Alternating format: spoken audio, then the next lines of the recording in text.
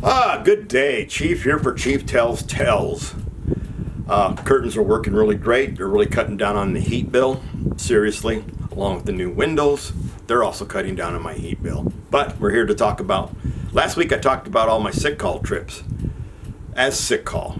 Today I'm going to talk about my injuries, but I'm not going to go in too much detail because I don't want to discuss my personal medical history.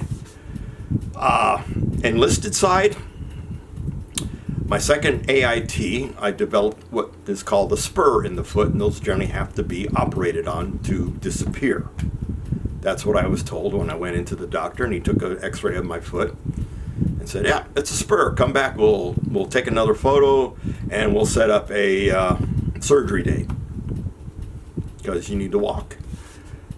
Went in the following week, took an x-ray, it was gone. Guess it was just a calcium deposit temporarily. Never had any problem with it since.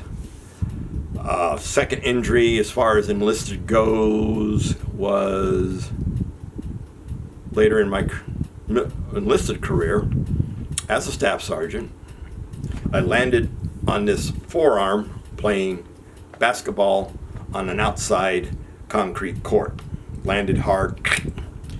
I even heard a so to speak. So I'm like, I think I better go talk to the medics. I had to go to the emergency at that time because it was late in the afternoon. They took an x-ray, said, yeah, you got a hairline fracture, kind of, sort of, not really fully. Either I got it or I don't. I hate when they're vague about what you have. So they gave me one of those casts that you can take off. That way I don't clobber myself at night was the excuse. Come back in 3 days. We'll take another x-ray. We'll have a doctor look at you. So wore that off and on for 3 days. They also gave me a sling. Don't get used to the sling. Your shoulder will get lazy and everything else. And went back 3 days. Coming along fine. You don't need to wear the cast. Go ahead and wear the sling for about 3 more days. But don't get used to it. Your arm will get lazy and then we'll have other problems. So I wore it for 3 more days, felt great. And of course I always hate that. Well, if it starts to hurt again, come back and see us.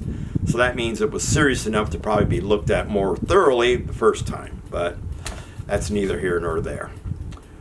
And then when I did that, as I told you, the higher in rank you go up, the more responsibilities you get. Can't talk again today. So, guess who the NCOIC or the NCO safety officer is? Me, myself, and I, all 3 of us. So I go and tell the commander, yeah, I'm wearing a cast because this happened, blah, blah, blah. And he looks at me and he goes, okay, I need an accident report on it. I go, excuse me, sir? Yeah, I need an accident report because it happened during extracurricular activities. Yes, sir. I'll have it on your desk tomorrow. Yes. Meaning, yes. Had it done the next day, went to go deliver it. I go, here you go, sir. Here's the accident report. And started to leave. He's like, wait, I got to counsel you. I go, what, sir? Yeah, I got to give you a counseling on this accident. Don't play basketball on cement courts anymore, Sergeant. Yes, sir. Left. He started chuckling. I started chuckling. That was it for enlisted side of the house.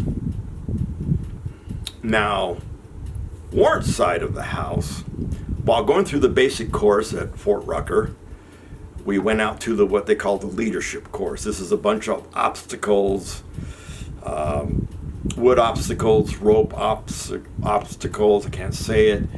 You got to move supplies from point A to point B, but you are given limited means of completing that mission. The one I got was they had like a upside down noose, so to speak, hanging on a pole halfway, and we had 2 pieces of wood where they were just long enough to touch the edge they needed to be on and hook into the rope hanging in the middle of this obstacle. We got the first one in, no problem, but we had a hard time trying to balance that one for somebody to take the other board and lie down and then shimmy it across. And if it touches anything that got marked in red, you failed. But this wasn't a pass or go to complete the school.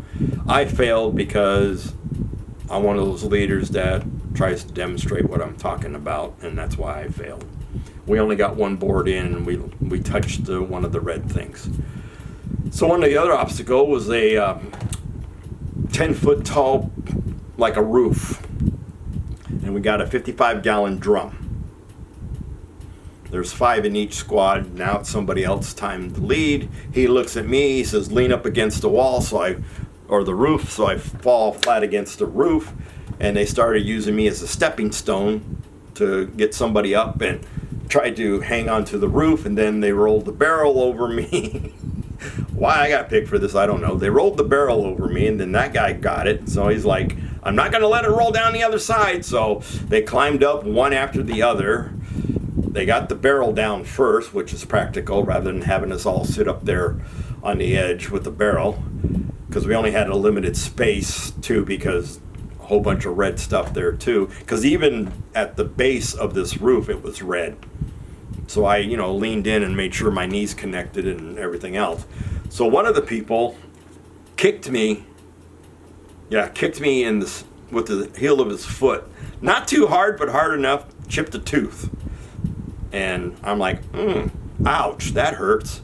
It was a jagged end on the inside where my tongue is, so the back of my tongue was getting sliced every time I talked, every time I ate, at least for 2 or 3 days, until my tongue developed enough skin to either wear it down or develop a resistance to it. So I didn't get that tooth fixed until we got to our second phase of our schooling. And that was in Fort Huachuca, Arizona. So I went about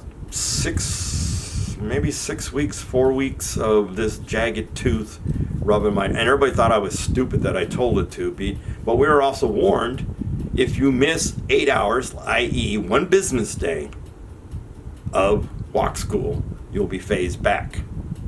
And that doesn't mean there's a class 2 weeks behind you. There could be a class 1 month behind you. So that means everything you've already done, you got to do all over again with this new class. So I didn't want that, and it wasn't killing me. It wasn't like my tongue was going to get gangrene and rot out of my mouth and fall out of my mouth. Of course, some people would probably say it'd be a good thing. And I don't know what it is with me and my first duty assignments in both of my enlisted and officer ranks, but we were playing water polo one day, and 2001, I think it was. And do I have anything that looks like a ball? I'm trying to find something that looked like a ball. Really don't. Well, I'll use my wolf's head. So the ball came flying at me. I grabbed the ball, went under the water fully, came up like this, and somebody obliquely behind me grabbed my arm and made me do a 180 into the pool. And I shot up like this, holding this, and the first sergeant's on the pool side, sees me, he panics, he grabs a blanket or a towel, comes in and wraps it and makes this so I can't move it anymore, and picks a sergeant, and they drive me to the emergency room in a wet swimsuit, and I think I got my flip-flops, and I think I grabbed my t-shirt and my car keys and my wallet. The rest of my gear was actually inside, except for a towel was in my car. But my car stayed there, and I went to the hospital. And the sergeant that went with me was like, "Well, sir, I gotta leave now, Chief. I gotta go because I gotta go get ready for work. I'll let them know that you're still over here." And of course, here you are, you're sitting in the emergency room, wet swimming trunks, wet hair, towel wrapped around you. Nurse comes in. "What are you wearing?" "Swimsuit." "Are you cold?" "Mm-hmm." "Would you like a warm towel?" "Mm-hmm." Or a warm blanket?" "Mm-hmm." Pull the warm blanket out. Toasty warm. So, not really dislocated, just injured. Went to physical therapy. They didn't look at it too hard. They just poked around and said, does this hurt? And I said, no, if you poke, right there, that hurts. And they're like, oh, okay. And, did some arm movements. So a couple assignments later, I'm finally like, well, I'm getting older, getting closer to retirement. I should probably get this looked at so I don't have to worry about the VA looking at it afterwards. So went to sick call, because you got to go to sick call in order to get a doctor recommendation to go over to the main hospital, and that's here in San Antonio. So I went and they did the CAT scan, where they put you in that big machine, they slide you in, and you're inside the donut, so to speak. Guy says, okay, you're going to be on your back. I mean, he's giving me all my instructions. You're going to be lying on your back. You're going to get in there. A lot of people like to close their eyes because you might get claustrophobic. Why don't they give you some headphones and put some music in your ears? I don't know why. Maybe it'll throw off the other stuff because it's all electronic. Because it sounds like you're in a construction area. I almost went to sleep. So looked at it. They said, okay, doctor will call you when he'll tell you the results of this. So I got called a couple weeks later, went into the doctor. He says, I got good news and bad news at the same time. He says, here it is. 50-50, big ugly scars. So I said, that's 50-50. It may work with big ugly scars, or 50-50, it just leave it as is with no ugly scars. He goes, yeah. I said, I choose the latter. He says, I'm not telling you what to do, but that's basically what I would do too. So I've lived with pain in this arm since the turn of the century. I think it happened 2001, early 2001. But my last injury was beyond my career. 6 months into retirement, I was still jogging every day. Everybody's like, why are you still jogging? You're retired, take it easy. No, I wanted to stay fit.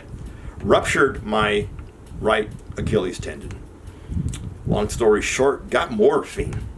And I always like it when they give you a shot and then they ask you, are you allergic to this?